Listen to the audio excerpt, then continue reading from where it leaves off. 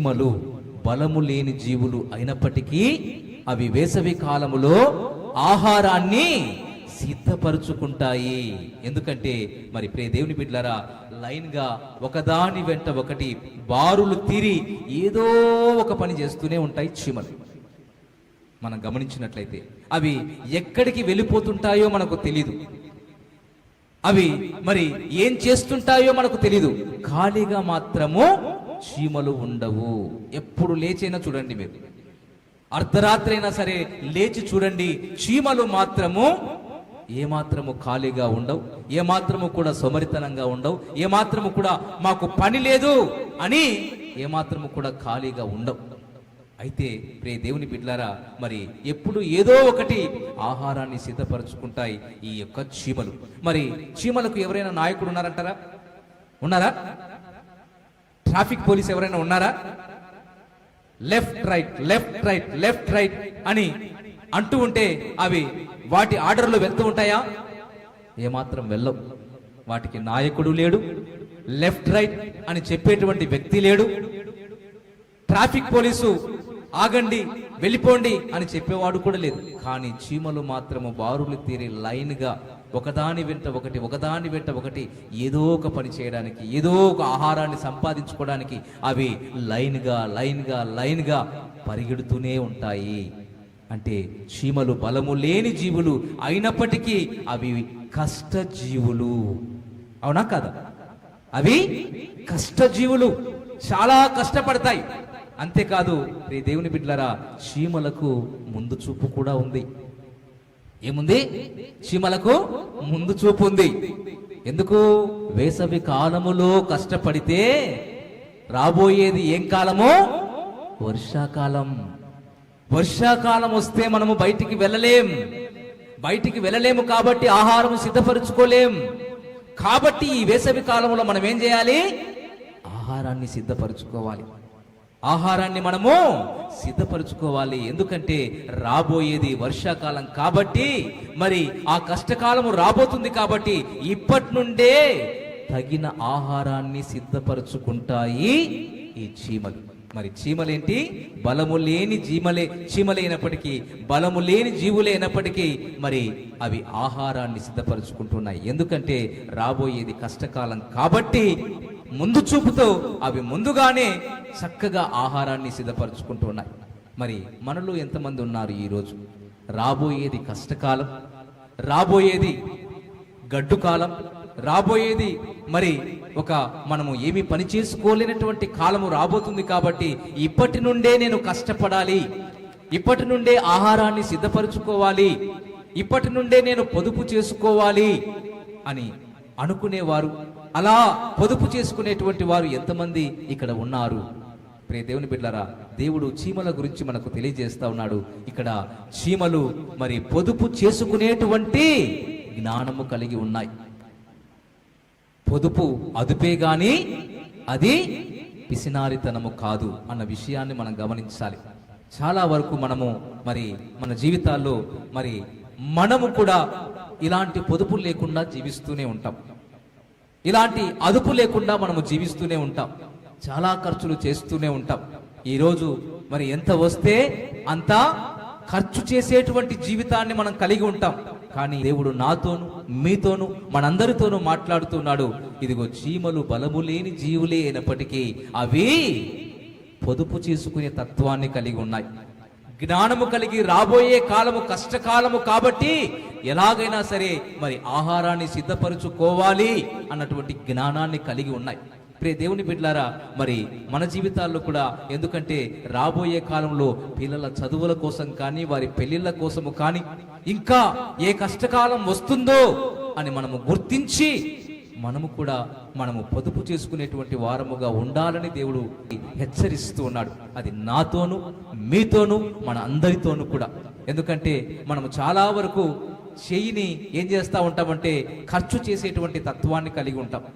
చెయ్యిని దాదాపుగా మనము ఖర్చు చేస్తూ ఇదిగో నెలాఖరుకు వచ్చేటప్పటికి చేతిలో చిల్లి గవ్వ లేకుండా కూడా ఉంటాం. ఎందుకంటే మనము ఒక్కొక్కరిని ఏం చేస్తూ ఉంటామంటే ఇదిగో నాకు ఈ పరిస్థితి ఉంది, దయచేసి నాకు హెల్ప్ చేయని మనం అడుగుతూ ఉంటాం. అంటే దేవుని బిడ్డలారా, దేవుడే సమస్తమును జరిగించేవాడు. అయితే ఈ చీమలు బలము లేని జీవులు అయినప్పటికీ కూడా అవి ముందు చూపు కలిగి ఉన్నాయి. మనము కూడా మన జీవితాల్లో ముందు చూపు కలిగి ఉండాలి. ముందు చూపు ఎప్పుడైతే కలిగి ఉంటామో పొదుపు చేసుకుంటూ, ఇదిగో రాబోయే కాలము కష్టకాలము కాబట్టి, రాబోయే కాలము గడ్డు కాలము కాబట్టి ఆ పరిస్థితిలో పొదుపు చేసుకున్నది ఆ సమయంలో మనకు అదుపుగా వాడబడుతుంది. ప్రియ దేవుని బిడ్డలారా, మరి మనలో ఎంతమంది ఈ విధంగా కష్టపడుతున్నారు? చీమలు మరి జ్ఞానము కలిగి ఆహారాన్ని సిద్ధపరచుకుంటూ ఉన్నాయి. మనలో కూడా మరి మనము కూడా ఆ విధంగా ఉండాలని దేవుడు కోరుకుంటా ఉన్నాడు. మరి చీమలకున్న జ్ఞానము మనకు లేకపోవడం వల్ల నానా కష్టాలు పడుతున్నాము. చీమలు మరి వర్షాకాలం వస్తుందని, కష్టకాలం వస్తుందని ముందు చూపుతోనే వేసవి కాలంలో ఆహారాన్ని సిద్ధపరచుకుంటూ ఉన్నాయి. మనం కూడా భవిష్యత్తు గురించి ఆలోచన చేసేవారముగా ఉండాలి. దేవుని గ్రంథం సెలవిస్తుంది, రేపటిది రేపే, ఈ రోజే అనుకోవడం కాదు.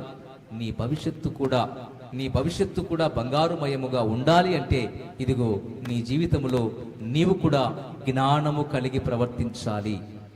ఎప్పుడైతే నీ జీవితంలో జ్ఞానము ఉంటుందో దేవుని మాట ద్వారా ఆ జ్ఞానం వస్తుంది. కాబట్టి నీ జీవితంలో సంతోషం ఉంటుంది, నీ జీవితంలో ఆనందం ఉంటుంది. రేపొద్దున కష్టకాలం వచ్చింది అంటే ముందు చూపుతో నువ్వు దాచుకున్నది ఏమవుతుంది? నీకు ఉపయోగపడుతుంది. అప్పుడు నీకేం కలుగుతుంది? అరే, ఆ రోజు నేను దాచుకున్నది ఈ రోజు ఏమవుతుంది? ఉపయోగపడుతుంది. కాబట్టి నీలో ఏమవుతుంది? సంతోషం వస్తుంది.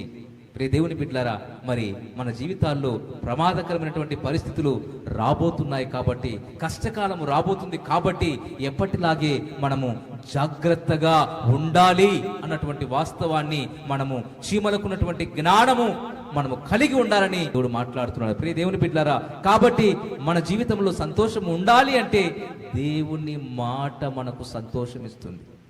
దేవుని మాట ద్వారా మనకు ఏం కలుగుతుంది? జ్ఞానం కలుగుతుంది. యెహోవా యందు భయభక్తులు కలిగి ఉండుట జ్ఞానమునకు మూలము. మరి ఈ జ్ఞానము మనకు కావాలి అంటే ఇదిగో దేవుని యందు భయభక్తులు కూడా కలిగి ఉండాలి.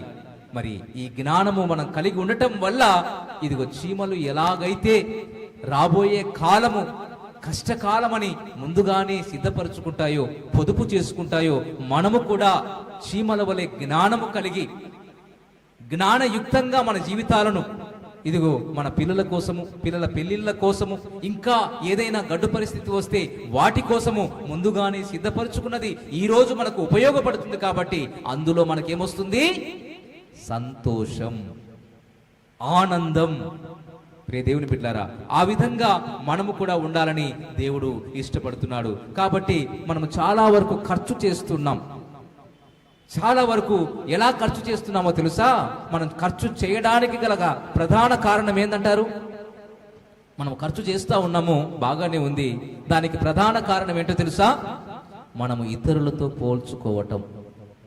మనము ఇతరులతో ఏం చేస్తా ఉన్నాము? పోల్చుకుంటున్నాం. వాళ్ళు బైక్ కొన్నారు కాబట్టి నేను కూడా బైక్ కొనాలి. ఆ ఇంటి వాళ్ళు కారు కొన్నారు కాబట్టి నేను కూడా కారు కొనాలి.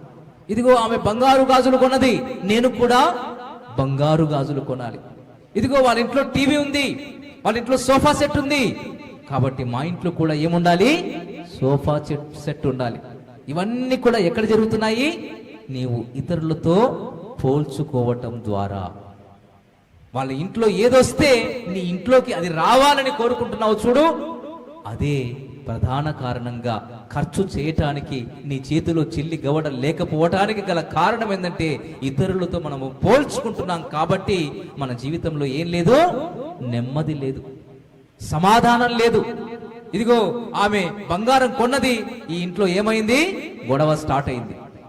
ఇదిగో ఆమె బంగారు గాజులు కొన్నది కదా, ఆమె నెక్లెస్ కొన్నది కదా, కాబట్టి నువ్వు నాకు ఎలాగైనా ఇప్పించు. నువ్వేం చేస్తావో నాకు తెలియదు, నువ్వు ఏం కష్టపడతావో నాకు తెలియదు, ఏం నానా యాతన పడతావో నాకు తెలియదు, కానీ నాకు మాత్రము బంగారు కావాలి. గొడవలు స్టార్ట్ అవుతాయి, నెమ్మది లేకుండా మారిపోతా ఉంది. ప్రియ దేవుని బిడ్డలారా, ఇదిగో చాలా మంది కుటుంబాల్లో ఇదే జరుగుతూ ఉంది. ఇతరులతో మనము పోల్చుకోవటం వల్ల నానా కష్టాలు పడుతున్నాం. ఇతరులతో మనము పోల్చుకొని మన జీవితాలు లగ్జరీగా ఉండాలని ఆలోచించి నానా ఖర్చులు చేస్తున్నాం. కాబట్టి రేపటి గురించి మనం ఆలోచించకుండా, భవిష్యత్తు గురించి ఆలోచించకుండా, పొదుపు అనేది చేసుకోకుండా, అదుపే లేకుండా ఖర్చు చేస్తున్నాం. కాబట్టి చివరికి మనమే కష్టపడుతున్నాం. ప్రియ దేవుని బిడ్డలారా, ఒకవేళ మనం అలాగుంటే ఈరోజు మారాలి. ఈరోజు మన పరిస్థితులు మారాలి.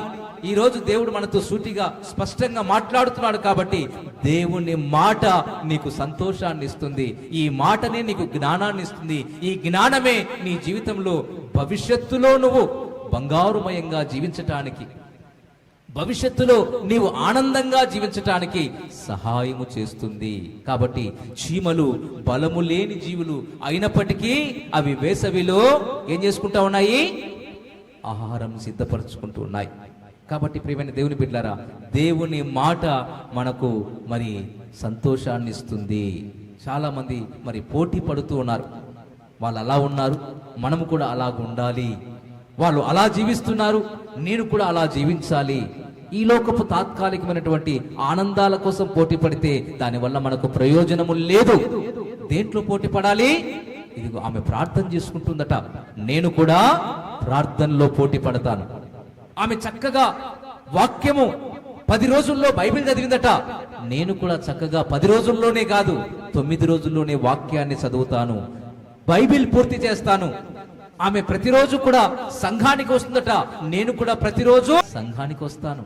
ఇలాంటి వాటిల్లో పోటీ పడితే మనకు ఉపయోగం కానీ క్షేమకరం కానీ, ఒకవేళ మనము పోటీ పడేది, పోటీ తత్వం అనేది ఇదిగో లగ్జరీగా జీవించటం కాదు. వాళ్ళు లగ్జరీగా బ్రతుకుతున్నారు కాబట్టి నేను కూడా లగ్జరీగా బ్రతుకుతాను అంటే నీ జీవితంలో నష్టాన్ని కొని తెచ్చుకుంటావు. నీవు జ్ఞానము లేని స్త్రీగా కాదు, జ్ఞానము లేని కుమారుడుగా కాదు, బుద్ధిహీనుడవుగా, బుద్ధిహీనురాలుగా మారుతావు. ఎందుకంటే ఇదిగో మన జీవితంలో నెమ్మది ఉండదు కాబట్టి, సంతోషానికి అవకాశం ఉండదు కాబట్టి మనము బుద్ధిహీనులంగా మారిపోతాం. ఎవరైతే దేవుని మాటను వింటారో వారి జీవితంలో జ్ఞానం వస్తుంది. ఈ జ్ఞానము ద్వారా ఇదిగో ఈ చీమలు కూడా బలము లేని జీవులు అయినప్పటికీ మరి వర్షాకాలం వస్తుందని, కష్టకాలం వస్తుందని, వేసవి కాలంలోనే అవి ఎలా ఆహారాన్ని సిద్ధపరచుకుంటూ ఉన్నాయో మనము కూడా మన జీవితాల్లో ఆ విధంగా మనం ఆహారాన్ని సిద్ధపరచుకోవటం ద్వారా, మనకు ముందుగానే ఆహారం ఉండటం ద్వారా రేపు కష్టకాలం వచ్చినా ఈరోజు సంతోషంగా ఉండగలుగుతాం, ఆనందంగా ఉండగలుగుతాం. కాబట్టి ప్రియమైన దేవుని బిడ్డలారా, మరి మన జీవితాలు ప్రశాంతంగా ఉండాలి అంటే ఎవరితోనూ మనము ఏం చేసుకోకూడదు? పోల్చుకోకూడదు. ఒకవేళ ఆ విధంగా పోల్చుకుంటున్నావా, జాగ్రత్త.